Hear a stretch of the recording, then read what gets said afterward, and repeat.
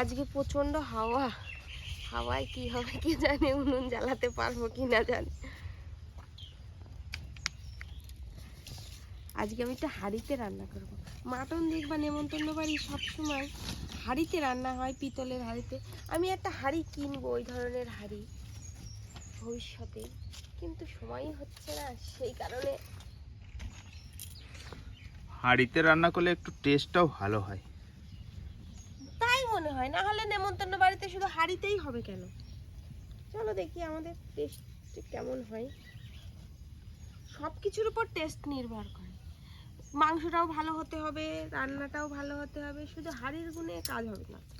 রান্নাটা ভালো হতে হবে। মশলাটা ঠিক হতে হবে। তোমার যদি হলুদটা একটু তিতকো তিতকো হয়, জিরেটার ভিতরে জোয়ান মেশানো থাকে, এইসব হলে তো হবে না।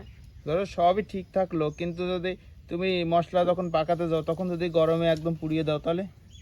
সেটাই তো বললাম, একটা সিনেমা হিট পিছনে যেমন সব কলাকারের সমান ভূমিকা, সেই রকম মাংস।